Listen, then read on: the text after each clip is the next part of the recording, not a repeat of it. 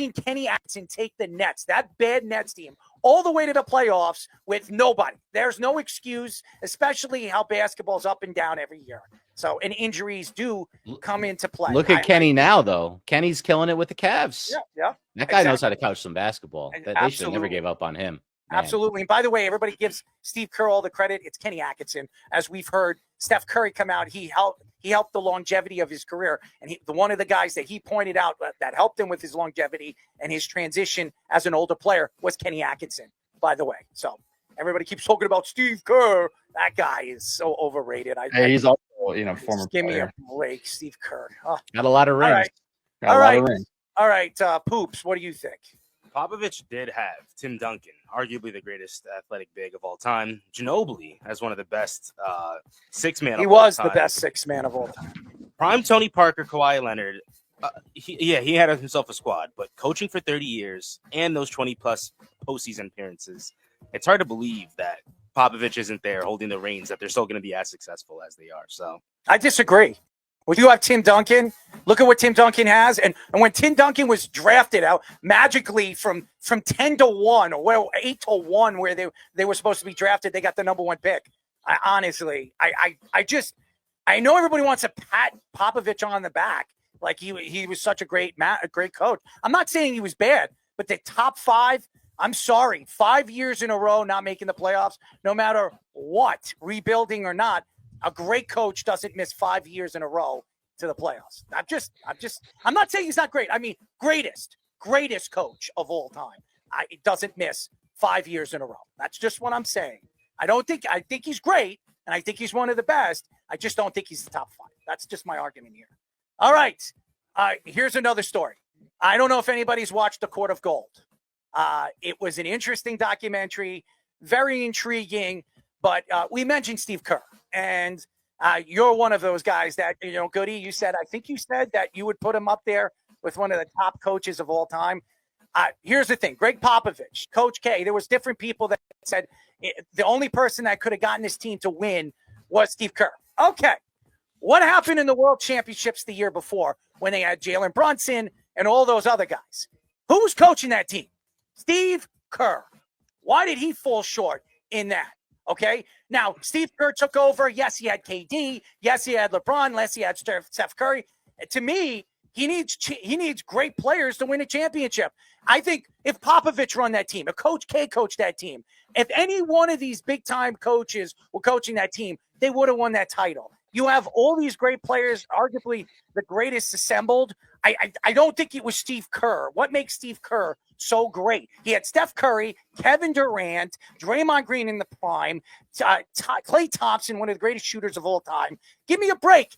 I mean, Mark Jackson should have won those titles. They stole that from him. I think Mark Jackson could have coached those teams. He helped them develop. So I think Steve Kerr is another coach that is highly overrated by the Team USA and United States basketball. Good coaches win, right? But they also know how to deal with egos and stuff that's behind the scenes that not a lot of people, not a lot of fans understand. And when you have a ton of egos in the locker room and being able to navigate that as a coach or a manager or whatever, for whatever sport you're playing, and be able to get everybody pulling the same, end of the rope, regardless of the winning and losing at that point, like being able to navigate that and put the product out there and then win, like, that's a sign of a good coach. It's multiple times. That's the side of professional sports that people don't see. You see the flashing lights, you see the players, you see the stars, you see them go out and do their thing. But when they're done, if they're shitbags in the locker room, like, it's up to the manager, it's up to the coach to go in there and kind of steer the ship in the direction that they want. And maybe Steve Kerr, being a former player and having some pedigree, like, maybe that's what he brings that a lot of people don't see. And that's why players enjoy working with them and playing for them. I don't think anyone thinks like Dan Campbell is this master X's and O's statistician. You know what I mean? We talk about in the NFL. Why do people love him? Well, they love him because he's about the bigger things and the finer details. And that's why people play hard for him. He pays attention to everyone off the field.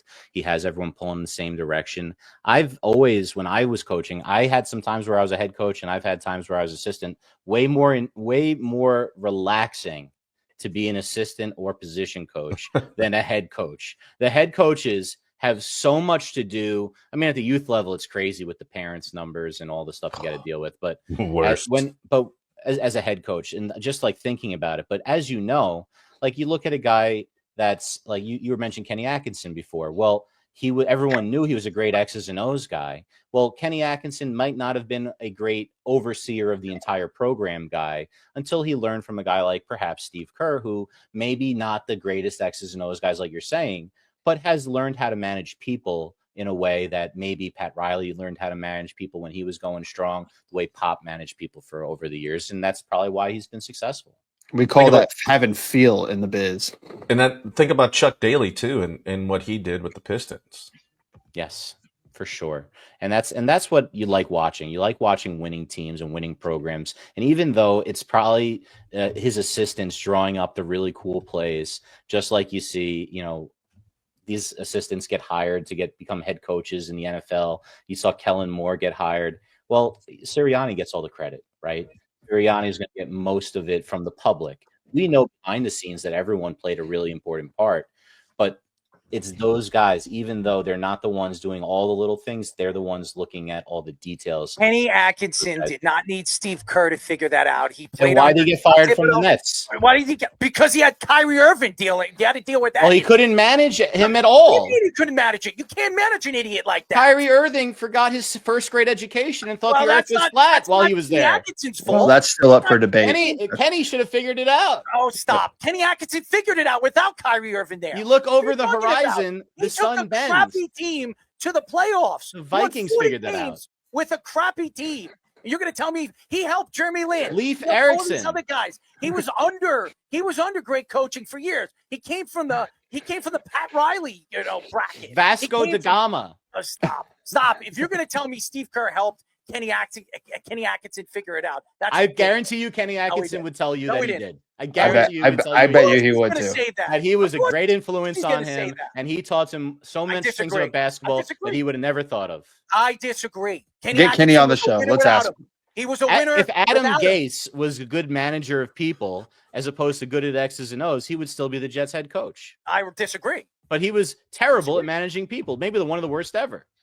Kenny Atkinson was great. Ask Jeremy Lin. Ask any of the point guards that have worked with him and said that he helped their careers. Jeremy Lin wouldn't have had a career without Kenny Atkinson. He helped their careers off, bro. It's about managing people. That's where you learn from other people who have been there and done that. He was managing the Nets fine until Kyrie Irving, Kevin Durant, and James Harden got there. Stop. Honestly, I blame Marks for that. Sean Marks made the mistake bringing Kyrie Irving in. So that had nothing to do with Kenny Atkinson. That was everything to do with the ownership and the executives and the GM running that organization. And Kenny Atkinson was a good manager, a good coach before that. So I disagree.